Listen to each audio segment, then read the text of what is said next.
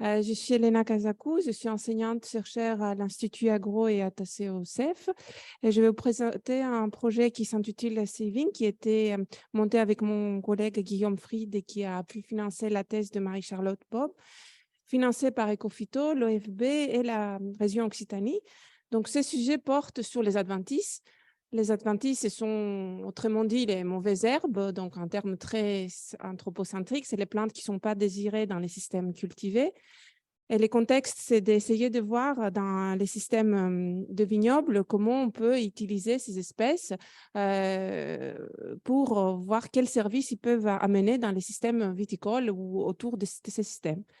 Donc, les contextes, c'est l'utilisation des herbicides, et notamment des pesticides et notamment des herbicides, qui a augmenté à l'échelle française. Donc là, vous avez une carte qui a été reproduite l'année dernière sur l'indice de fréquence de traitement.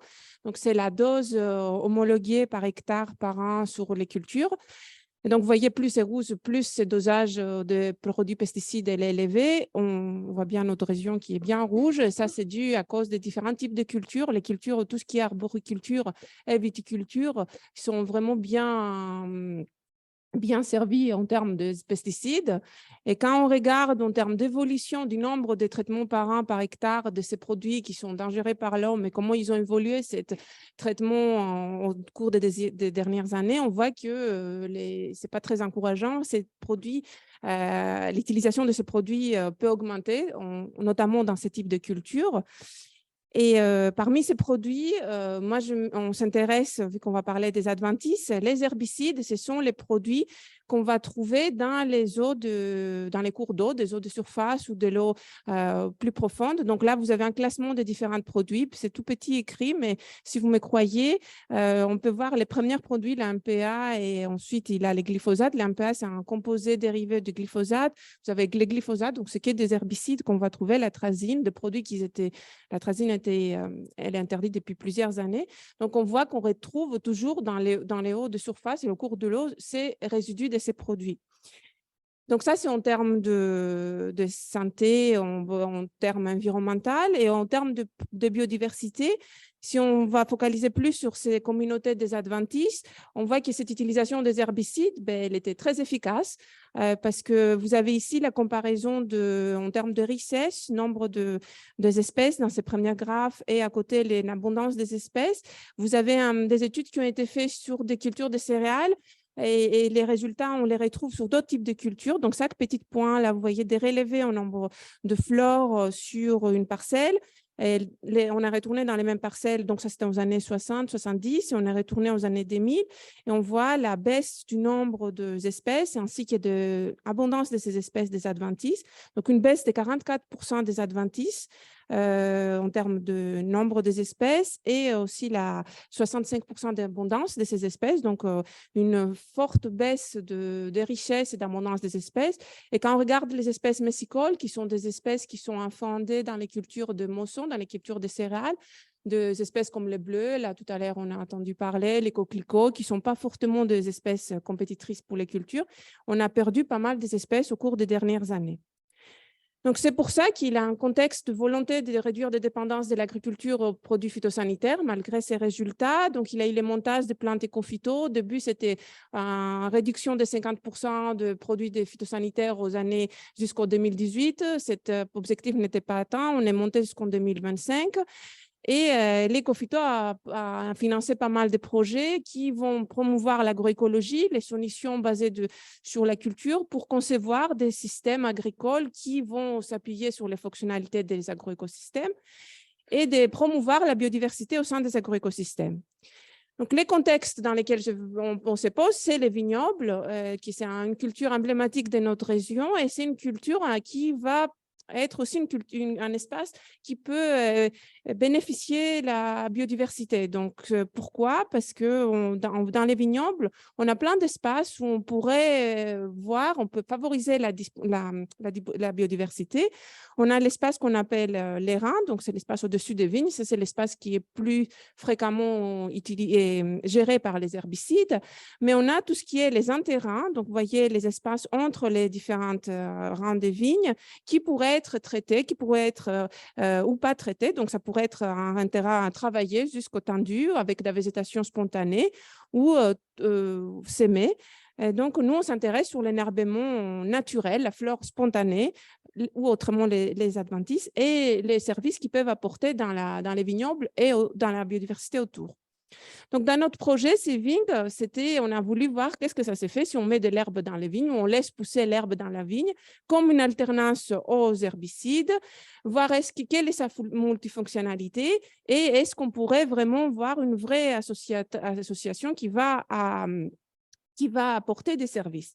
Donc là, c'est la thèse de Marie-Charlotte Bob qu'elle va être soutenue très prochainement et qui était financée, comme je vous ai dit, par Ecophyto, l'OFB et la région Occitanie.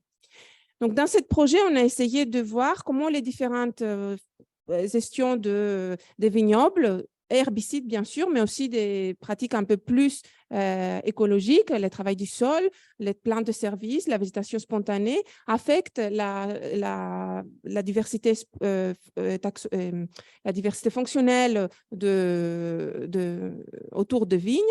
Comment ils affectent les services et les processus comme la décomposition de la matière organique, la minéralisation et d'autres services comme la pollinisation et quels services peuvent apporter dans les vignobles. Donc là, on peut imaginer qu'il peut y avoir des services de régulation contre les ravageurs, la pollinisation, mais tout ce qui est fertilité du sol.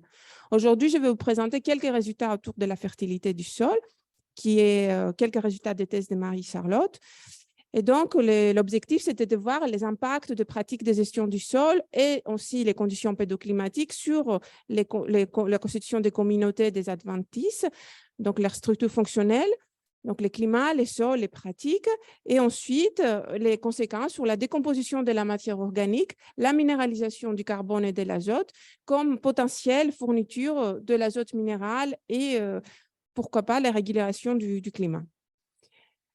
Donc, ce projet, on a utilisé des échelles spatiales, une échelle nationale où on a pu utiliser des données des différentes vignobles à l'échelle française, de la Champagne, de Beaujolais ou Côtes-du-Rhône et de Languedoc-Roussillon, où on a eu plusieurs parcelles qui étaient suivies pendant une période d'années. Donc, aujourd'hui, je ne vais pas vous montrer ces résultats-là, mais je veux plutôt vous parler des résultats d'un réseau qu'on appelait Maillet, à l'honneur d'un ancien professeur de l'Institut Agro, peut-être c'était ton professeur Philippe, hein, j'imagine, qui a fait sa thèse sur ces parcelles-là, qu'on a retourné dans ces parcelles-là. Donc, c'était une cinquantaine de parcelles autour du Mont Péléré. Et donc, on a utilisé ces réseaux. Et on a retourné dans ces parcelles. Donc, il avait fait des relevés floristiques. À l'époque, c'était vraiment pour voir l'efficacité du glyphosate. C'était vraiment plein dedans sur les désherbages chimiques pleins, sur la flore des adventices. Et avec l'évolution des pratiques, on est retourné, on a retrouvé avec des enquêtes auprès des viticulteurs, qu'on a retrouvé une grande partie de ces parcelles-là. Les pratiques ont évolué et on a fait des relevés avec des mesures, des traits fonctionnels et des processus autour de ces vignobles.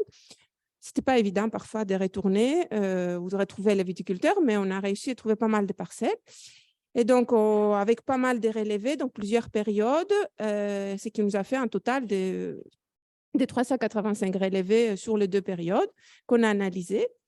Donc, qu'est-ce qu'on trouve? Tout d'abord, on trouve que malgré ce qu'on aurait pu atteindre, on a trouvé une augmentation de l'abondance des adventices, des adventices, oui, entre les années 80 et 2020, que ce soit en termes des espèces ou abondance des espèces, une abondance qui est due au changement des pratiques. Donc, avec les enquêtes qu'on a fait auprès des agriculteurs, on a trouvé qu'à l'époque, c'était vraiment les désherbages chimiques qui étaient en avant. Et donc, nos enquêtes ont montré qu'on va vers plus de pratiques. Les chimiques restent quand même. On a sur les reins, on a un désherbage chimique, mais il est combiné avec du travail du sol, la tonte, ou combinaison travail du sol, tonte. Donc là, c'est un peu les enquêtes qui nous ont permis de classifier les différentes méthodes, ce qui a permis d'expliquer ces changements positifs autour de la flore des vignobles. Quand on compare les différentes pratiques, donc vous avez le nombre des espèces, comment on varie selon les chimiques ici. Les verts, c'est la tonte, donc on laisse l'énerbement spontané et on les tond une fois par an. Et là, c'est les bleus, c'est le travail du sol où on détruit les plantes. On voit que cette diversification des pratiques montre aussi qu'aux années 2020, ça a conséquence une augmentation de la richesse des espèces. Donc, vous avez ici un exemple d'une parcelle qu'on a trouvée qui était enherbée totalement.